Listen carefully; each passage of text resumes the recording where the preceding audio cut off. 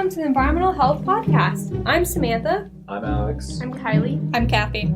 Today we will be discussing the harmful chemical asbestos, specifically its effects in Klamath Falls. First, we will be explaining what asbestos is and its different uses.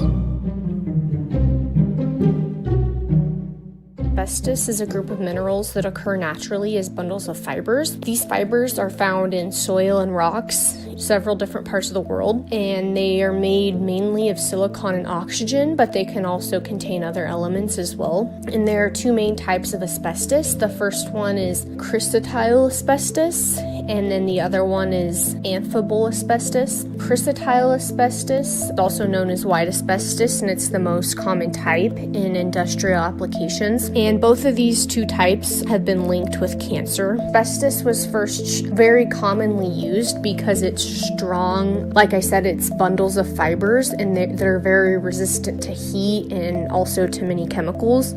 And the bundles of fibers do not conduct electricity, so it's safe in that regard. Asbestos has been used as an insulating material since ancient times, and since the Industrial Revolution, asbestos has been used to insulate factories, schools, homes, and ships, and it's also been used to make automobile brake and clutch parts, roofing shingles, ceiling and floor tiles, cement, textiles, hundreds of other products as well.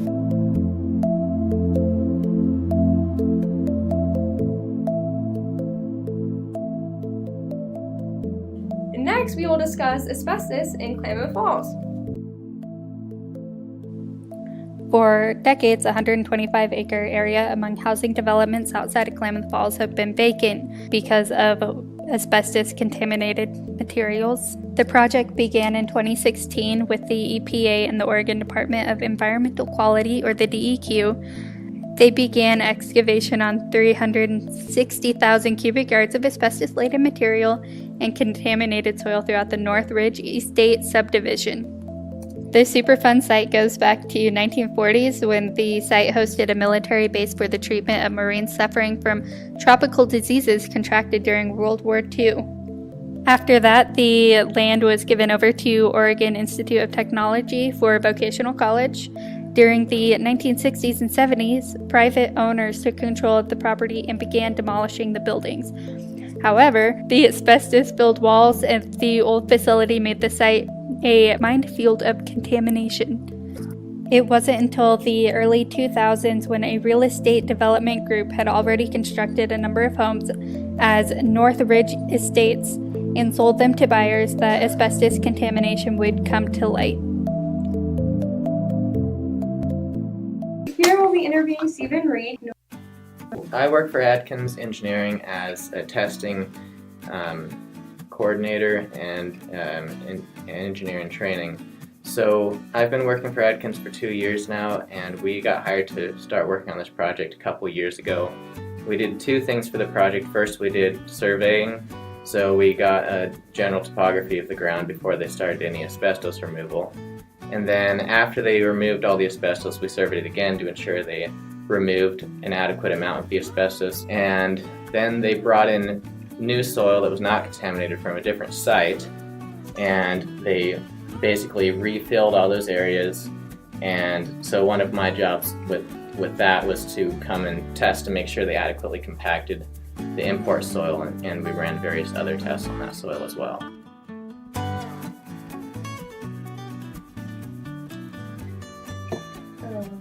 So they're not going to dig or remove any more than what they already did in that area. They're not going to go further down. They're just going to leave it. Right, because they've already brought in the good soil now, and they're almost done. I believe at this point they've already brought in all the soil, and we've already done all our tests on it.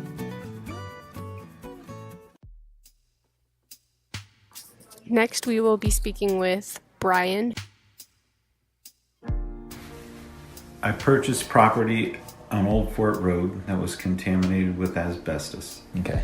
So how has the fact that the land you purchased was contaminated with asbestos affected you? It affected me because we were planning on building a house and we were unable to do so. And it set us back.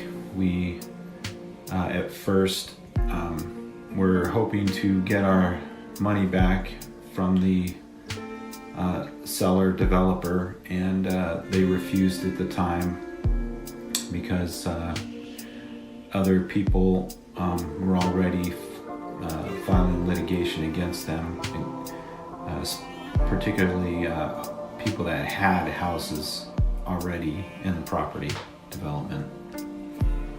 Did you know about the asbestos beforehand? No, we did not know anything about asbestos beforehand. It was not disclosed that was ever there. So what kind of legal procedures did you have to go through? Contacted an attorney locally, said that there was nobody in town that could help us, and he also had some affiliation with the group that sold us the asbestos, knew one of the partners, so he kindly just gave us contact to a lawyer in Eugene that had more expertise in the field. And as soon as you found out that there was asbestos, did you guys consider still moving up there, or was it immediately a no? No, it was immediately a no. We just wanted our money back is all we wanted.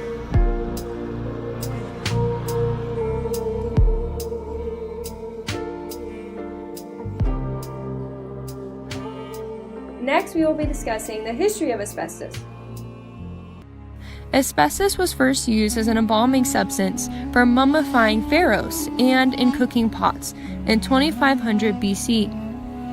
In 100 BC, we hear a first record of the harmful effects of asbestos when a Roman historian noted that slaves weaving asbestos cloth became sick and died. Regardless, in 1880, major asbestos mines opened in Canada, South Africa, the United States, Italy, and Russia. In 1898, they began expressing concerns about the harmful effects of asbestos, and especially the asbestos dust. In 1906, we have our first case of asbestos death in a factory by the British Royal Commission. And in 1927, asbestosis is given a name, which is the lung disease from inhaling asbestos fibers. In 1970, asbestos is officially banned.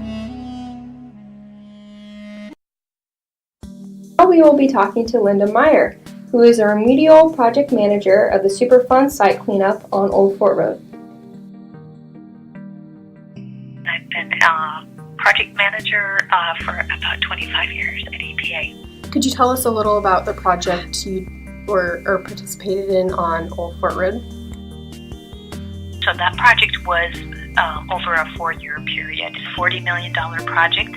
So that is primarily what I worked on the last 2 years. Why is the asbestos there? The state buildings and tried to burn them, but the material didn't burn. So he kind of spread it out and then built these new houses and put this development in. So in some areas, there were pits where he tried to bury the debris. So the remedy was pretty much to try to, prevent the material from resurfacing. We had gone out and done some emergency responses a few years in a row before we picked the remedy. And while we were investigating how extensive the asbestos debris was, we went out one year, picked up all the stuff on the surface, went back the next year, and there was a whole bunch of material again on the surface. So they studied that issue a little bit and found the freeze-thaw, the frost heaving that was bringing the material up from deeper under the surface. So because we had to quantify how much material we were going to try to stockpile, put into the landfills on site, and we had to have some definitive parameters around that. Said we got to, let's dig down 2 feet across the entire site. If we find more material at 2 feet, then we'll we'll dig down an additional 2 feet. But we didn't want to keep digging because we didn't know how deep the burial pits would be. And so if we went down to 4 feet, we put a marker, like an orange geotextile, an orange fabric. So if someone now that owns one of the houses is doing some work and runs into this orange fabric, it indicates that there's still asbestos material on site there. How did you prevent it from getting into the air? As we were doing the work, we kept the asbestos material wet. Did you just cover it with dirt? So concrete, we demolished concrete foundations. So concrete material on top of the marker barrier, and then backfill. So a minimum of 2 feet of 18 inches of backfill, and then the top 6 inches is higher quality growth material, so we could reestablish vegetation. And then we seeded everything and replaced trees. We cut down about 1,000 trees. So we replaced the plants and the trees. So where did you put the material? That material that we excavated around all of the houses went into 2 repositories, we call them, but they're really just disposal landfill areas on site. And then that has, again, the cover material, 2 feet of cover material, and the vegetation. So that essentially was the remedy. You mentioned that you guys came out and did emergency measures. What did you do when you did that? So that was before we really knew the scope of the problem. The homeowners were calling the Oregon Department of Health and asking what the material was in their backyards. And DEQ looked into it and saw how extensive the problem was and asked us for help. So the response was really, where they ran in, they knew there were some disposal pits. So I think they had some people that they were able to interview who maybe did some work while they were demolishing the buildings. So we had some indication of where the disposal areas were. So they kind of focused on those, and then in the yards where it had surfaced, they picked the material up. And in some areas where it was pretty expensive, they took, just kind of similar to the remedy we did, they excavated the material and hauled it to an on-site, one of the on-site repositories they were starting. And then they didn't really do a specific amount of fill material they brought. They just wanted to reestablish the yards and the vegetation there. They both used excavation and then hand picked up the bigger pieces of material. When did the project start? We did the design between 2011 and 2014, and then put the project out for bid in 2014. We selected a contractor in April of 2015, and they started work and got us work plans in August of 2015. Could you talk about some of the safety precautions you guys took? An exclusion zone, which means like inside of that area, there could potentially be fibers that are loose and you could be exposed to. So within the exclusion zone, everyone has a respirator on. They have we wore really lightweight, disposable outer layer, and gloves and booties. So they were totally protected from any dust and dirt that might have been, that they might have got in contact with, because that dust and dirt could have had asbestos in it. And then they also wear a little monitor to measure the amount of particulate. You have it up in your breathing zone to measure if there was any fibers that came into your breathing zone while you were working. And there's standards and numbers that are, allowable. So in addition to having those protective measures, you want to make sure that there's never a high enough concentration near you. So because your respirator is only so effective, it can't filter out everything entirely. Safety requirements around that. So in addition to the personal protective material, we had inside of the equipment, there were filters in all of that, because there were some people that just sat in a piece of equipment all day, and then they have positive pressure, so the air is being pushed out of the cab of the unit they're in, and they're totally contained too. But those people also had, in the exclusion zone, everyone has respirators on. And then when you leave the exclusion zone, you decon, there's a decontamination zone, And, finally, so there's like kind of a sequence of things that you to decontaminate yourself when you're leaving the exclusion zone. And then around the perimeter of our exclusion zone, we had air monitoring stations just to ensure, because there were some people, the neighborhood people live out there, that no fibers got released in the outside of the exclusion zone. So we ran those air monitoring stations in every wind direction, more or less the entire project. We started scaling back on the very last year because we weren't really seeing anything on the filters, and those ran, for the entire day, the entire time they were doing work.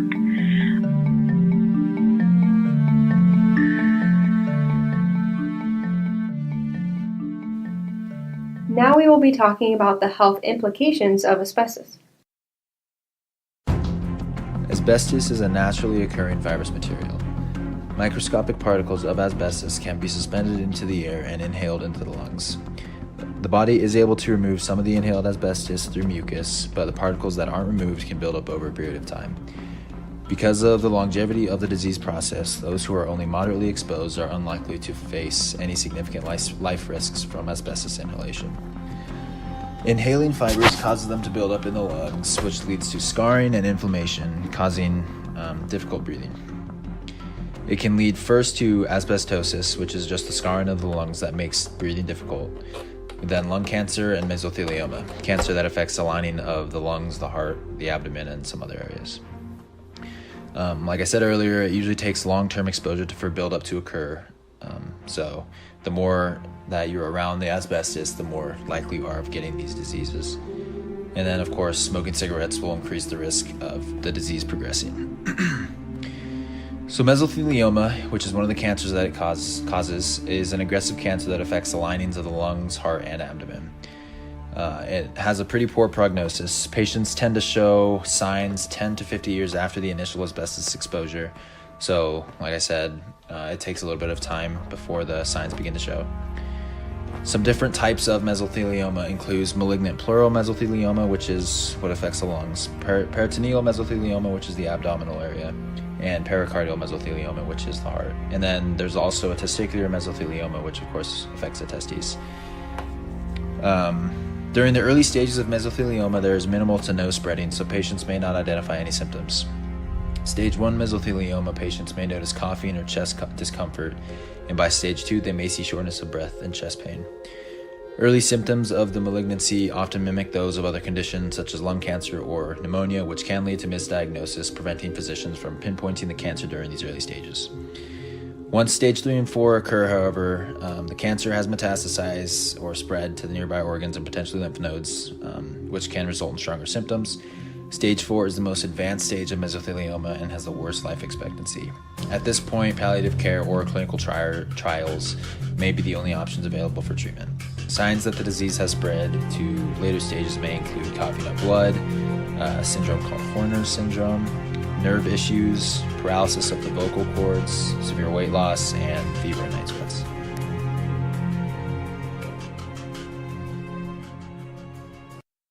Our next interviewer is Dr. Jerry Britch, and she is a family practitioner at Skylake's Klamath Medical Clinic. So when you're looking at a CT scan of a patient who was possibly exposed to asbestos, what is it that you're looking for? You can see scarring in the lower parts of the lungs. You can see fluid between the lung and the chest wall, pleural effusion. You can get scars in the pleura, plaques, nodules, and those kinds of things on the CT scan. And they have shortness of breath, usually like when they're exerting themselves. That's when they will notice it. And with time, it gets worse and worse. So it can happen when you're just sitting around. You just have more and more trouble breathing. So how long does it take until you notice symptoms? It can take a while, and it depends how much exposure you had. If you didn't have very much, you may never have any problems. If you had heavy exposure, you might have symptoms in 10 years instead of 20 years. But it's pretty non-specific at first, just some shortness of breath when you're walking up a hill. You might not think anything of it, especially if you're 50 and not in great shape and not really exerting yourself. So smoking accelerates it. When they get bad enough, they need oxygen. At some point, they're probably going to get to that point. If he develops the cancers, obviously, chemotherapy, radiation, surgery, that kind of stuff. But there's no treatment for it. The next project manager that we interviewed was Sarah Babcock, who was the manager for the EA Engineering, Science, and Technology. Does asbestos ever degrade? It will never go away. So what happens with asbestos is it breaks down into smaller and smaller and smaller fibers, but it never degrades. It never actually breaks down. Awareness has already been spread about the dangers of asbestos exposure, changing how we build infrastructure and protect our workers. Thank you so much for listening. Attention! If you or a loved one was diagnosed with mesothelioma, you may be entitled to financial compensation. Mesothelioma is a rare cancer linked to asbestos exposure. Exposure to asbestos in the Navy, shipyards, mills, heating, construction, or the automotive industries may have put you at risk.